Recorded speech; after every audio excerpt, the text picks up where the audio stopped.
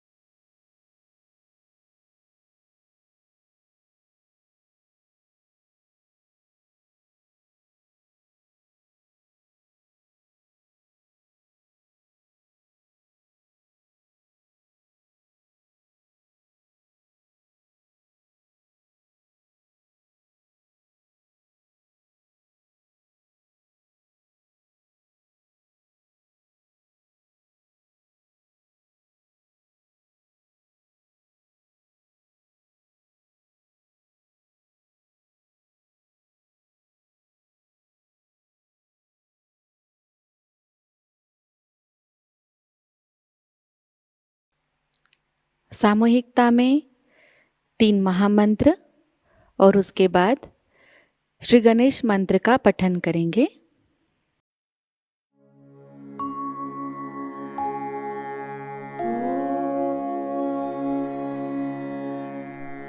त्वमेव साक्षात्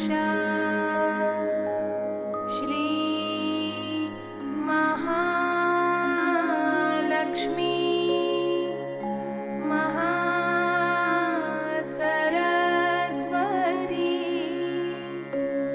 महाकाली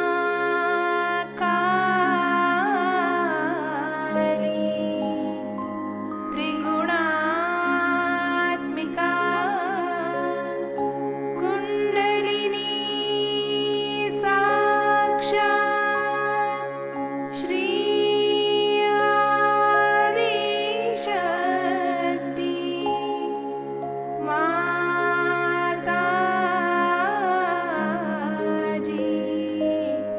श्री निर्मला देवी नमो नमः।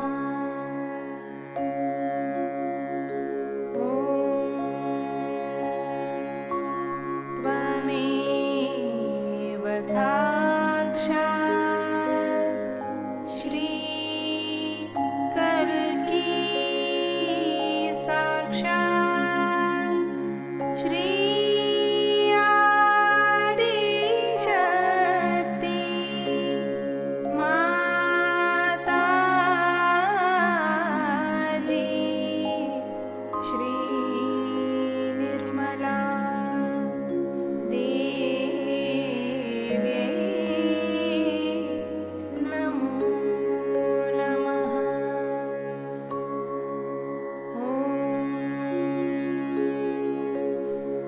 त्वमेव साक्षात्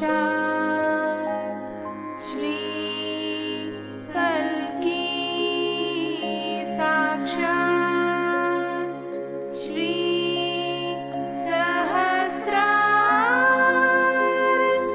स्वामिनी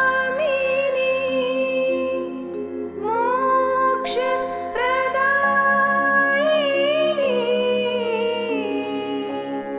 माताजी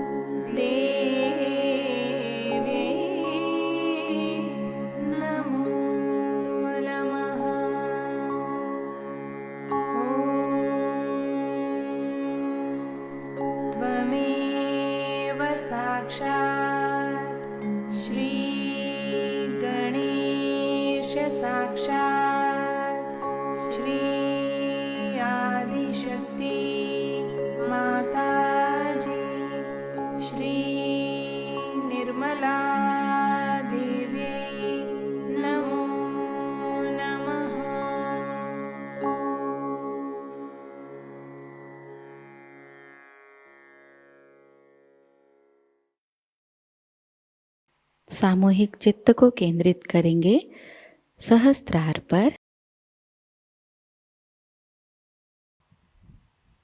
परम पूज्य श्री माता जी कृपावंत होकर हमें निर्विचार अवस्था प्रदान कीजिए।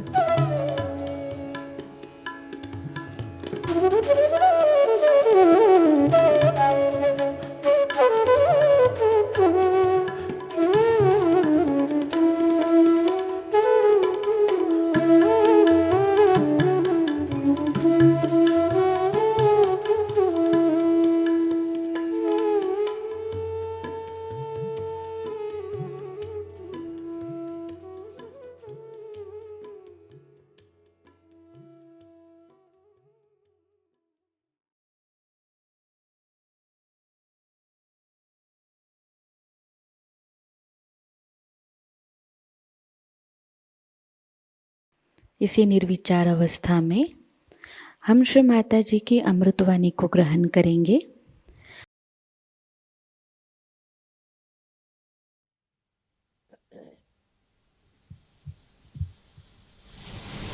Today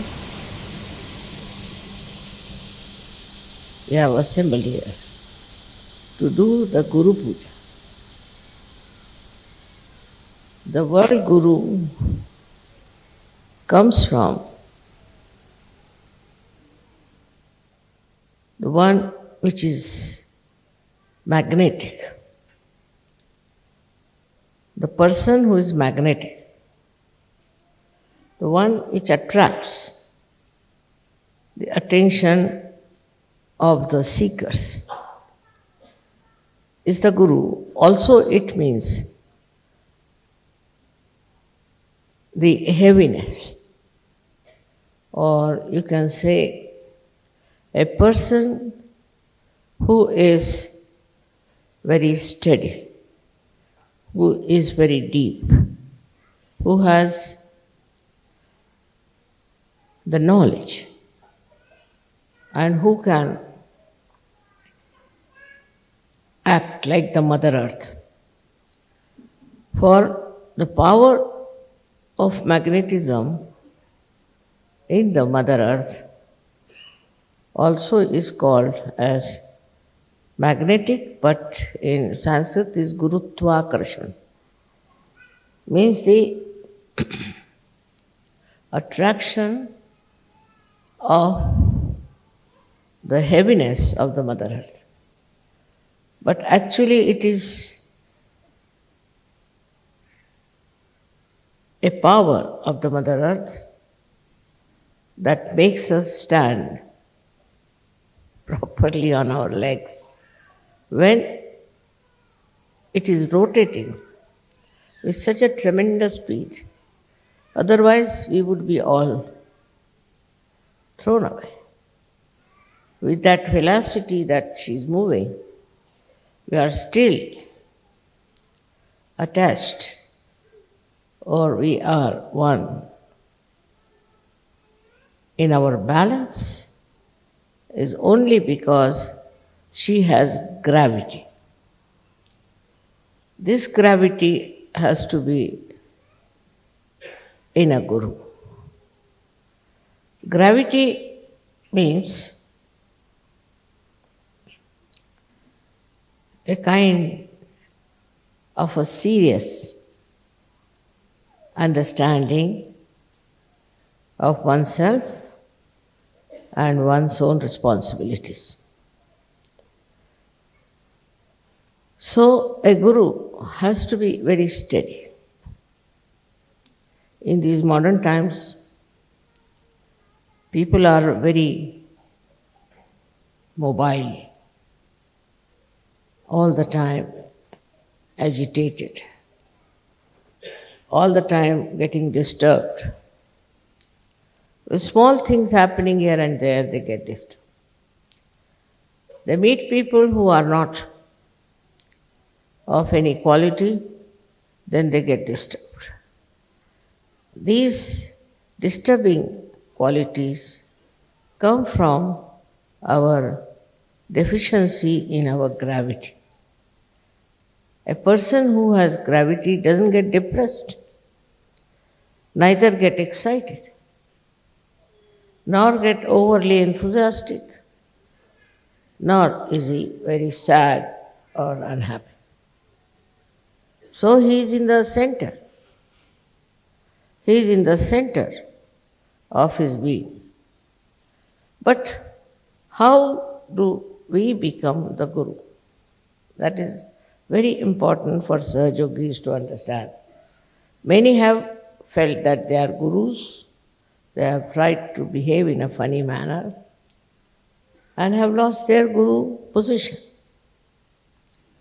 First and foremost thing, for Sahaja Yogis, it is important that they must have introspection. They must watch themselves. If a person runs about changing because the fashion has come, because people have suppressed them or have asked them, just to please people of cheap values, if a person changes, then he cannot be a Guru. he has to station himself properly on the values of Sahaja Yoga. Without introspection, you will not know. You will never remember what you have done wrong, nor will you think of what you have to do right. But that is only possible if you go on improving yourself. First and foremost thing is all the great saints have praised their Guru. For example, we have a very great saint, Gyaneshwara, in India. He has written a complete chapter about the Guru. In English, they have translated it as preceptor. Guru is the preceptor. And what he has done is a great thing. He says you are not to challenge the Guru. Otherwise, you can never become a Guru. For namesake, you might be, but you are not. Secondly, you can never misbehave. You can never be rude, arrogant, and you cannot show your temper to a Guru. If that is so, that means you are not a Guru, you are still on a very low level personality. It is very clearly said that if you try to say against other gurus who are real gurus, who are very high caliber, that also then you are not a guru. But I would say that you all have got now vibrations. You all have got vibratory awareness. When you have vibratory awareness, you are capable of finding out about everyone. Now, you need not talk about your own understanding of a person, but try to face that person directly and tell that person this is the problem and ask him to change. But in Sahaja Yoga, we have something more than other gurus had. Other gurus were very, very strict. They used to carry a stick in their hand, a big stick, which they would use for walking or for hitting their disciples. They used to hit their disciples in such a bad manner that the disciple was literally frightened of the Guru. I'll give you an example of a guru I came across. One fellow was there in India who came to one of the ladies who was a Sahajogini, and he said that my guru has sent me word that Adi Shakti is going to come and stay with you. Is it true? She said, yes, she is going to stay with me. So what? He said, my guru has told me that you go and request her and if she could come to our ashram. She said, I'll ask Mataji, I don't know. This fellow came to a program and he saw me, a housewife. He said, this cannot be that guru. But when I came in, he saw, and when I did self-realization, that everybody's kundalini was awakened, he was so surprised, and he prostrated himself before. Now his guru was living in Amarnath. He's a very famous famous religious place in the Himalayas. And this fellow lived in a place called Ambarnath. So he asked me, Mother, will you come to my ashram? I said, why not? Because these gurus in the ancient time never used to leave their seat, they called takya, means the pillow. They never left their takya. I said, all right, I don't mind, I'll come to your ashram.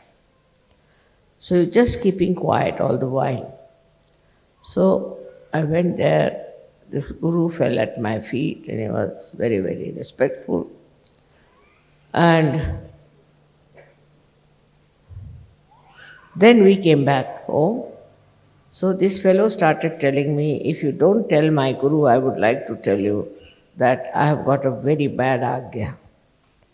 Can you cure mother? I said, why not? I will. So I went back to this guru again and I said, why didn't you cure his agya? He said, why? Why should I cure? Who cured my agya?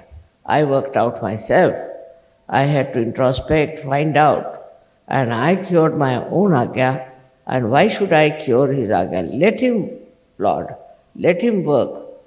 Let him get to this. Otherwise, he will be a spoilt man. I was quite surprised. And he said, you do it because you are a mother. You are nothing but love.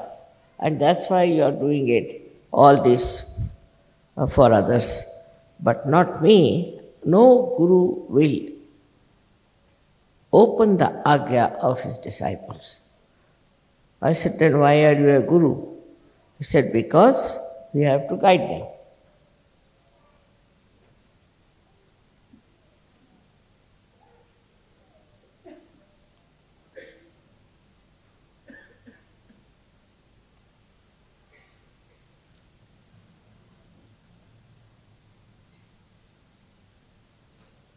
And if they have their agya badly cut out, if their attention is not all right, I am not bothered about it. It is their duty to introspect and find and climb the ladder which I have put before them. So I am a guru, I can only give them the ladder to climb up. It is they who should work very hard. It is they who should introspect. It is they who should correct themselves. Why should I help them to such an extent that you open their agya? I said, all right, you allow me to open his agya if you don't mind. They said, you are a mother, do what you like. I have nothing to say. If you want to do that, you will spoil him. You will spoil him. Let him do it on his own. Otherwise, you will be spoiling him. I said, as you are also spoiled that you don't open anybody's agyas, yes? But whatever position I have achieved is a permanent one. So I opened his agya. Then this fellow on his way, he told me that his guru came back and he put me hanging on a well. And he used to every time lower the rope so I would go into the water. 10 times he did it. But I said, why did he do such a cruel thing? He said, because he found me smoking a cigarette. My goodness. So I asked this guru, I said, why do you do such horrible things to your disciples? He said, otherwise, if you don't do like that, they will never rise, they'll never come up. You go on forgiving them, and the more you forgive, the worse they become. And they will show no assent at all. So you have to be very strict with them. Please don't spoil them all the time. I was really surprised. How could he say so? You see, he said, Mother, if you give everything free, you give them everything so easily, they will never value their self-respect. They will never value their self-realization. I said, it's not so. You have to give them a chance. You have to allow them to rise and to allow them to become something. Like Mother Earth, what she does, she sprouts the seeds, then the trees come up, then after that she gives them the fruits and she sees that the fruits are ripened. All does she do. But she said, but they are not trees, you see. They are human beings. and they have freedom to become devils also. Ah. I said, all right, if there are devils, I can manage them. You just see how I can manage them. And if they are devils, they'll remain devils. You cannot change them. So he argued with me, and when he met Sarojini, he asked me, how many of you are willing to give life for Sri Mataji? Do you know what she has given you? They said, yes, we do. So they came to me and told Mother, he wanted us to give life for you. I said, that's not necessary. It's not necessary. Because he used to ask his disciples, perhaps. And then I met many like him, who were very strict gurus. Complete obedience was needed. Complete humility, complete surrender was needed. A word against the guru was not tolerated, but even you could not answer, you could not show any temper to a guru. Now I have met people who are like that sometimes. Then I stop talking to them, that's it. If they want to improve, they can improve. They don't want to improve, you cannot force them to improve. But according to these gurus, there should be a great fear in their mind, that they should be so frightened that they should behave themselves. Now we expect so much from the Guru, that he is your father, mother, is a friend, everything.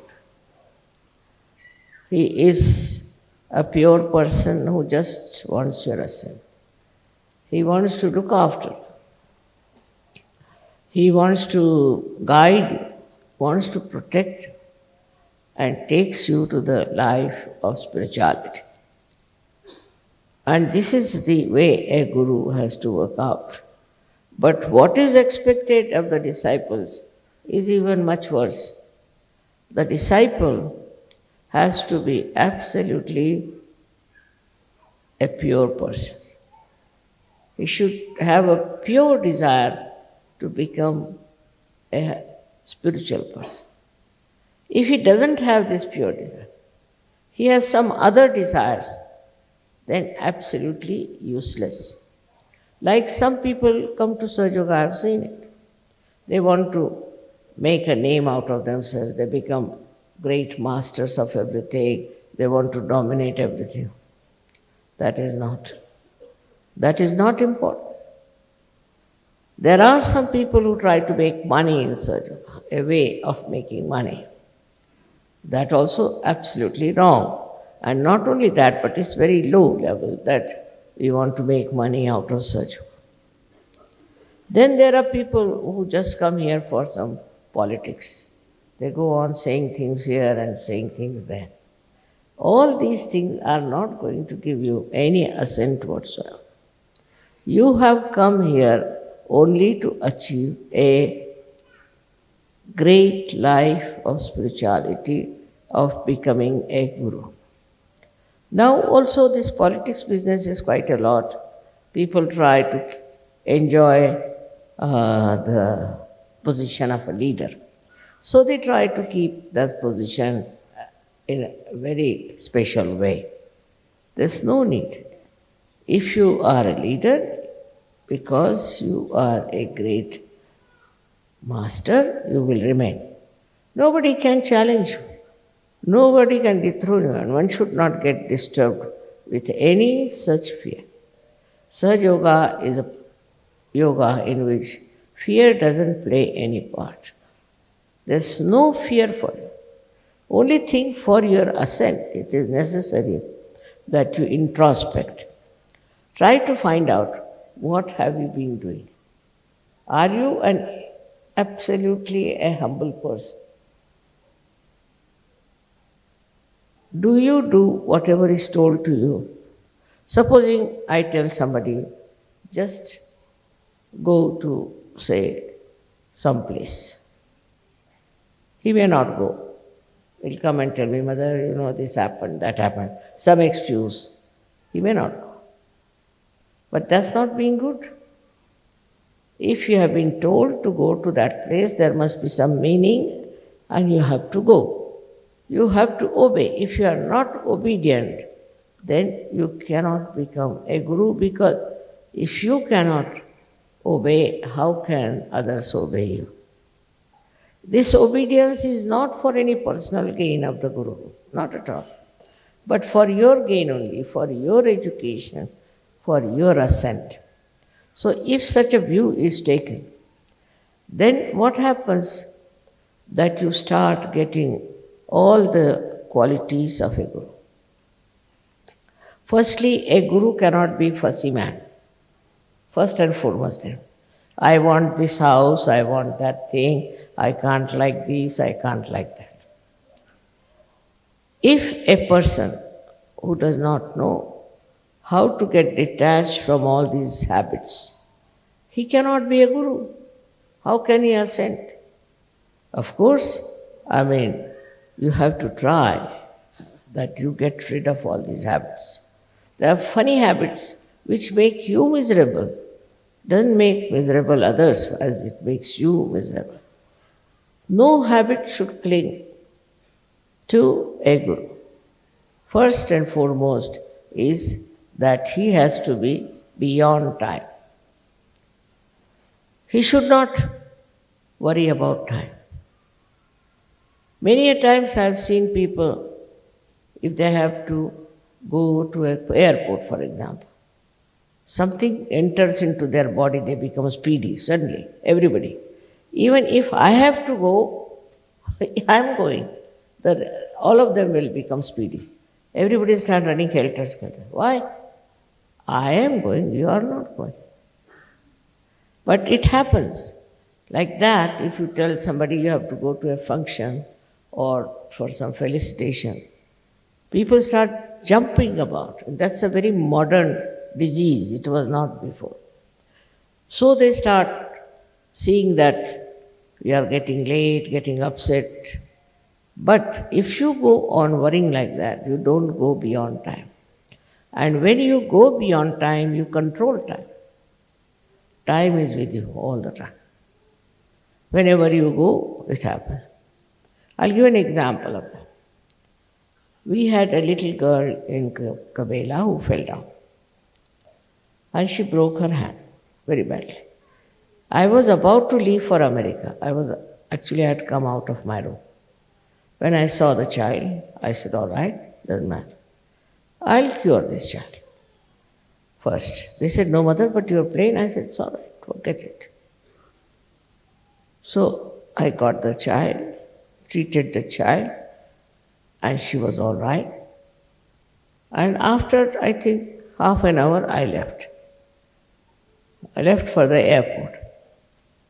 And you'll be amazed to hear that aeroplane was out of order, which was going to New York. So this plane is out of order. Then they said, all right, you can go by another plane which goes to Washington with the same ticket. I said, very good idea. Give me that. And I went by that. So that I reached Washington, which is a very, very nice airport to arrive, because there's no problem of customs, there is no crowd, nothing. All people go to New York, I don't know why. They should all go to Washington. It's very surprising. I discovered for myself that I wish I had not gone by that horrible plane to go to New York. Like that, everything works out. And the time comes what is good for you. It is such a lot of experience of mine which I can tell you, that to worry about time itself is a headache. If you leave it to this divine power and believe in it, then everything works out for your good. And if it does not, you must know that it is your testing. You must accept. You must learn to accept. Because whatever you have fixed up yourself as something very great is not. So what is the greatest thing you have to achieve? Your detachment. Then you become gunatit. Means, as you know, we have three gunas within us. One is that called as sattva guna, is the best. But there are two other gunas which are, as you know, that left side and right side. Either you are a right-sided person or a left-sided person. These two gunas within us are of no importance. Supposing you are a right-sided person, then what happens to you? You become overactive. Overactivity gives you fatigue, gives you all kinds of diseases which you have seen, and you have to cure right side. Such a person is extremely speedy. He cannot sit in one place for 2 minutes, all the time jumping, and he creates problems for himself and his family. Then the left-sided person, which we call as the tamoguna. The right side is rajoguna and the left side is the one which is tamoguna. Tamo means darkness. Such a man is afraid of darkness. Darkness, everything he is afraid of. But he becomes a very intriguingly, very crooked person. He always tries to trouble people in a very crooked manner, not openly. While the right-sided man is openly a Hitler. But this one, the second one, the one who we call as Tamoguni, is the one who tries to trouble others very much. Rajoguni has an opinion of his own about everything. When he is so much having his own opinion, he goes on forcing it on to other person. But if you see his own life, he is in complete misery. He cannot carry on with people, he cannot talk to people, and there's a very big gap between himself, his spirit, and his being. The second type, the tamogunis, are the ones who end up with all kinds of diseases. Even the right-sided people get lots of diseases, but the left ones get it psychosomatic. Psychosomatic diseases are very dangerous and not curable by human doctors. So you have to take to surgery. But again you go to the right or to the left, again right to the left. This is not a very good attitude, I think, towards life, that you get bound by one of these gunas, or you are all the time like a pendulum moving from left to right, right to left. So you have to be a steady person. For that, you all have to meditate. I know immediately a person who meditates and I know who does not meditate. You will yourself know a person who meditates. It's a question of 10-15 minutes. But that you must do every night and morning about 5 minutes meditation. Then you develop your balance. You develop your tenacity. You develop your own body in such a manner that it can stand lots of nonsense. It can bear lots of things. You don't have then desires left. What food you should eat, when you should eat, whom you should please, nothing of the kind. You yourself become such a sweet person that everybody is pleased and understand that one has to be like you. The people see you and you become like a model. People start following you, that means you become a guru. In this way you get rid of these two habits that you have of left and right side. Now sattvagunis are the people who believe in the righteousness. But when they are righteous, they have contempt for others who are not righteous. They go on saying things to such people, so they can develop a kind of a temperament. So they become aloof.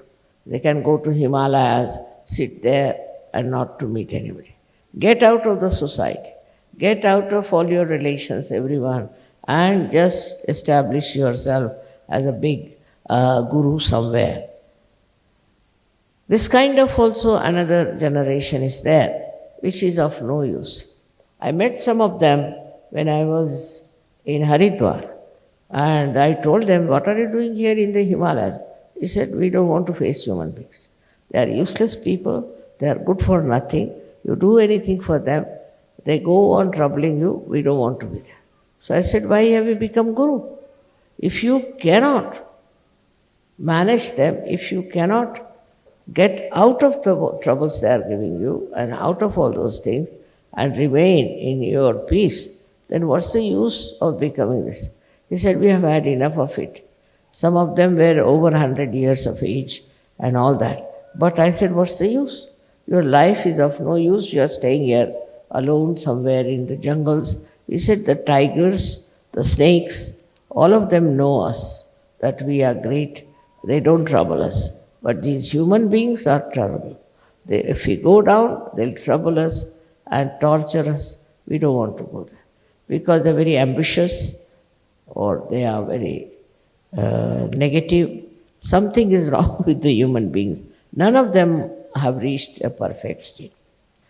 So that all that, I was surprised how they are not at all willing to come down and be with us and be a part and parcel of us. So they said, all right, mother, you have come, you are a mother. You can tolerate all this and you can work it out, but not we. We are out of it, we don't want to go back. They have lots of powers. They can control the nature, they can do so many things. But they said, easy to control even a snake than to control a human being. Today, they might behave in a particular manner, suddenly they will become horrible. You don't know these human beings, how uncertain they are, what uncertain quantity they are. I said, there is a way of putting them right. You first give them realization. In the light of the spirit, they can see how they are doing wrong things. 99% people will know what's going wrong with them. Where are they missing the point? They will start seeing themselves. Spirit is like a mirror where you see yourself clearly and you start changing yourself. There's no introspection actually needed then when you have your spirit awake. You can watch yourself. You can see for yourself clearly as soon as you become a developed or evolved Sahaja. And that is one point one should see if it has happened. If you can see something wrong with you, if you can find out what sort of defects you have, if you can detach yourself from those defects, and if you can understand that all these attachments and defects and habits are pulling you down, then only you can leave them. But that only happens when you have this mirror of your self shining through. When this light comes to you, you see for yourself what is wrong with you, what is the wrong path you are taking. Overnight, you have seen people have given up so many things. Many gross things they give up, but still there are many, I should say, subtle things which stick on to them. First thing that happens to you is that you start finding what's wrong with your own people of your own nation. I'm amazed, you see. When the English got realization, they started telling me about the English. When Italians got realization, they started telling me about the Italians. If you tell Italians that, you see, this Italian fellow did this, like that. He said, Italians, after all, mother, what will they do? They're just like this, you know. He himself is an Italian, but immediately he'll say. Same with the Russians I have seen is very surprising, that they start telling you about what's wrong with the Russians or with the Ukrainians. All of them are quite wrong. Even Indians, they'll say, after all, this is Indian, you know, Indian people, how they are, mother. they are doing like this.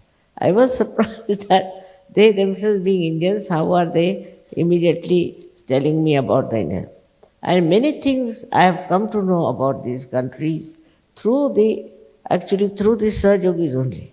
When the Sahajogis tell me, I am amazed that they are not identified with their country, they are not identified with anyone, even their own family they are not identified. If they find something wrong, they will tell me, Mother, my father is like that, my mother is like that. That is how you get detached. When you start seeing and not identified. If you are not identified with all these things, then you become a free person. You have the freedom. You become a person who is not attached to anyone because he is your father or she is your mother or a sister or anyone. This attachment is a very dangerous one also. With the family attachment, we have lost many Sahajogis. Because their family was funny, they got lost. They couldn't get out of it. We don't say that you detach yourself from family or get out of it. But in a subtle way, you should understand what are they up to and what they are doing. All these subtle understanding about everyone doesn't give you any right also to criticize them. You should see for yourself what's wrong with you.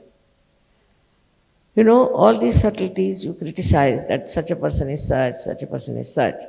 But you also have the same problems with you. That's why you get detachment only possibly through this introspection, through the mirror of your spirit. So the spiritual life is very important to a person than anything else on this. Because such a person has been seeking. He has been seeking the truth. He has been seeking the reality. And once you know the reality, you don't want to cling on to something which is not reality. You want to be a person who is above all these things, that you can see all these things. And that is how you can save others who are getting drowned into the ocean of darkness, into the ocean of misidentification. Only when you are above this. But mostly what happens is this, that you are identified. You are identified, how can I do it, how can I say? The countries where Sahaja has spread, where there have been people who are not identified with those countries and think that they have to help all these countrymen to come up, to join. For that, tremendous patience and love is necessary. As you know, this cosmic power, as they call it, which they say I am the source, actually it is the power of love, of divine love, of pure love. And such a love doesn't demand anything, doesn't want anything, but it acts, it works. For example, if you love somebody, you would not like to do something to displease that person. Of course, there are some such yogis who do things which I really don't like, but I never show. I just keep quiet. But normally, if a person has love for someone, he wouldn't do anything to displease or to trouble that person or in any way hurt. Without that development within you, you cannot become collective. In collectivity, what happens? That you feel for others. You understand others. You may not show off, but you do inside yourself, you know. Supposing somebody has done lots of funny things with you, doesn't matter. But gradually you will see he will change, gradually he will become better because he'll realize that whatever he has been doing has not been a correct thing to do. He will not only feel guilty, that's not the way, but he will say, I should correct. Why did I do like this? I should not have done. Gradually he will improve, but for that, you should have a great sense of forgiveness, great sense of understanding. Under circumstances, people also misbehave. because they have had no training how to be all right, how to be humble, they misbehave. Because in their culture perhaps there is nothing but just anger and arrogance is regarded something great. Also they misbehave. Sometimes they come from such families where only arrogance is taught. So you can't help. Such people are to be forgiven again and again and see that they change. Because I have a faith that all human beings can be made into beautiful flowers of fragrance. All the human beings. But I know there are some difficult ones. Why? Because they don't want. If they don't want, if they don't have the pure desire, you cannot force it on them. So forget. They are difficult people, forget about them. But those who want, those who have a great desire, which is absolutely pure desire, not for money, not for position, not for anything else, but for achieving a great state of spirituality, such people are to be helped at any cost. I know some of them have gone to very wrong gurus and they have suffered. They have a bad agya, they have all kinds of things. Doesn't matter. You should try to help them. If they can listen to you, if they can understand what you are telling them, I am sure it would work. It is worked out so much, as you can see now, that in the foreign countries where I was just an Indian, how people have taken to it. How they have understood me and how they have become Sahajogis of such a great value and level. We never had so many saints in the olden days, never. Only one saint would be born and he would be tortured. There were not so many to help each other and to protect each other. So, collectivity is to be learnt very well. How to be collective, how to be nice to each other.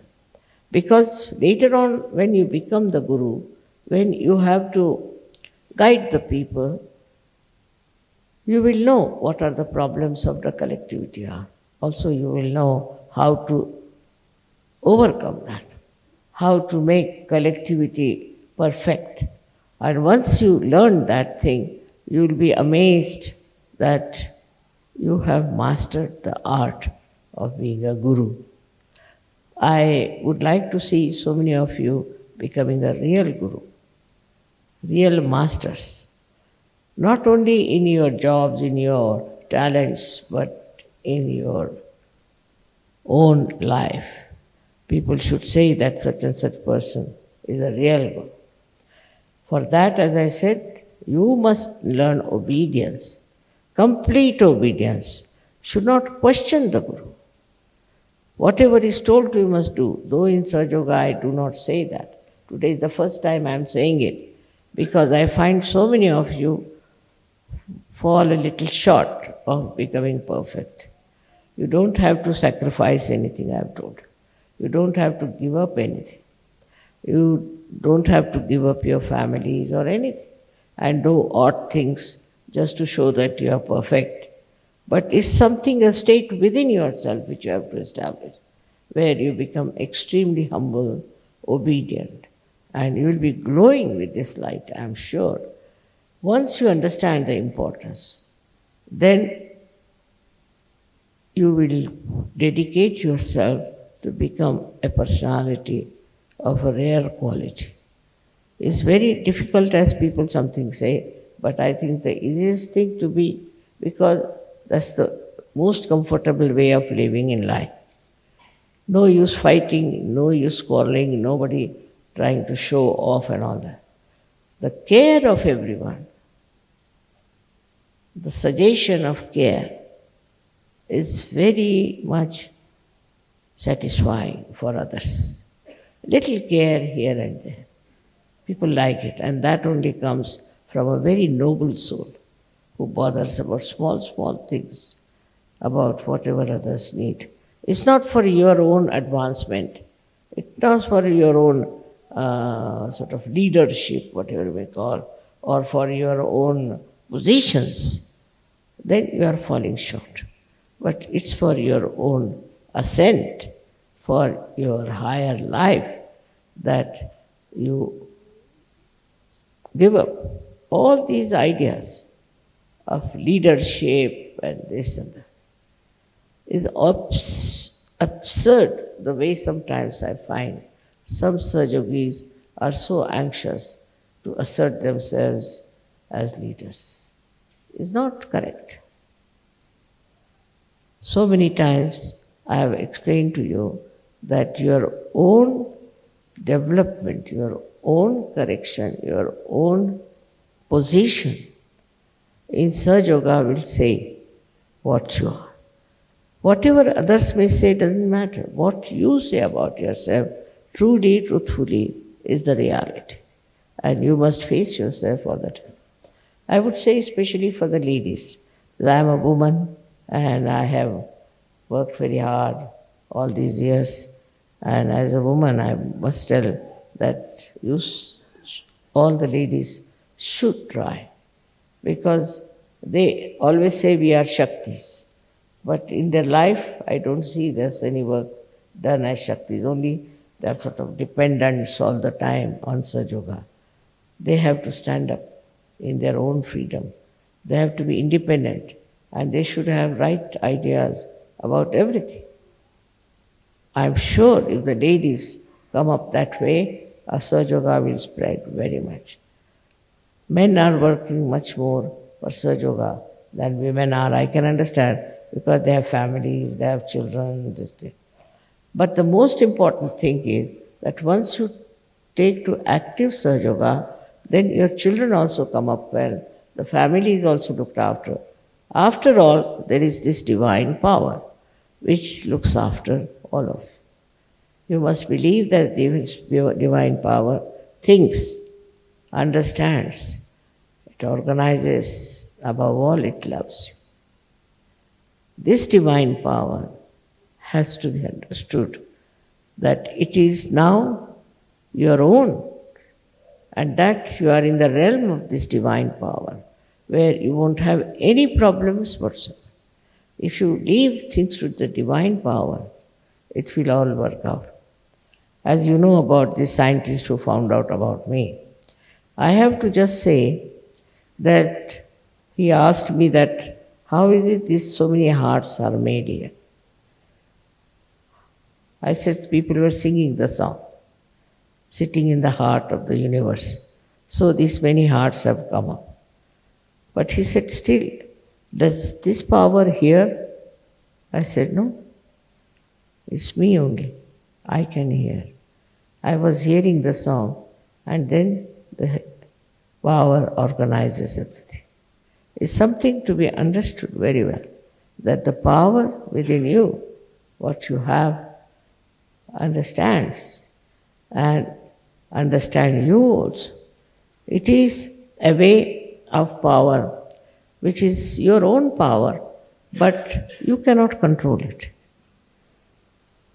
It knows about whenever you are falling, when you are doing wrong, the same power which protects you and loves you, like a mother, will correct you and bring you to the right path.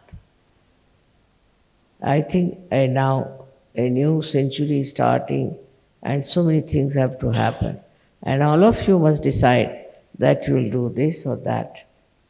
Whatever is your understanding is about spreading Sahaja Yoga, you should try to, all of you should put your mind to it. If women can't go out, they can write down something.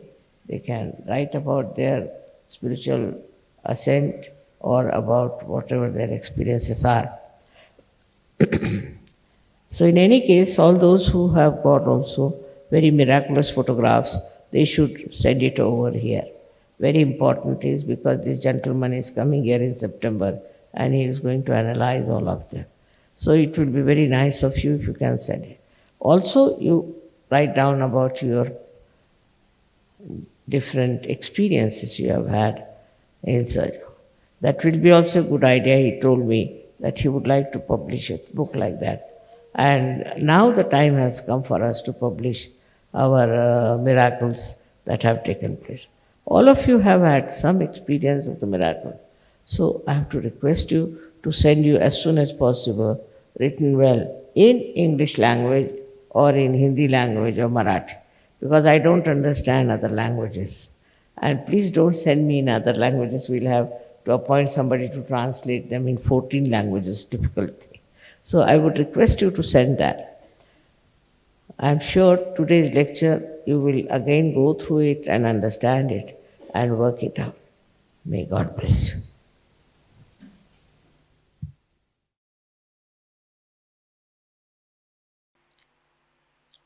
इसी अवस्था में हम कुछ समय निशब्द ध्यान में बैठते हैं।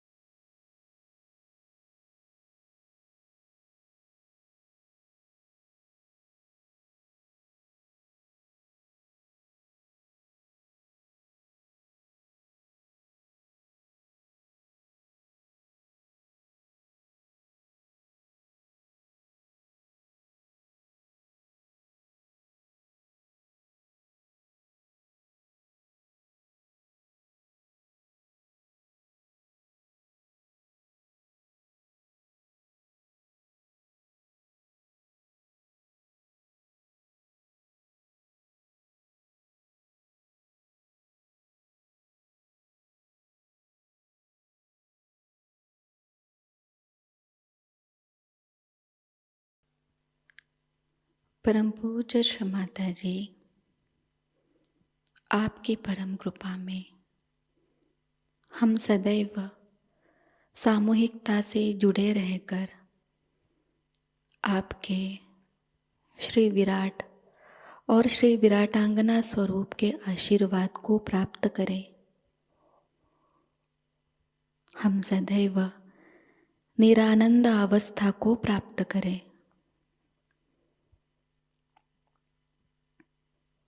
श्री माता जी, आपकी परम कृपा में अपने प्रकाशित ज्ञान से अनन्य भक्ति में उतरकर हम सहयोग का प्रत्येक कार्य करें और उस कार्य को करते समय हम अकर्म अवस्था को प्राप्त करें। श्री माता जी, आपकी परम कृपा में हम सब प्रकाश बनकर इस विश्व का आध्यात्मिक उत्थान के मार्ग में मार्गदर्शन करें। कृपावंत होकर हम सबको कुशल संभाषण, दैवी कूटनीति, प्रभावी व्यक्तिमत्व और विवेक प्रदान कीजिए।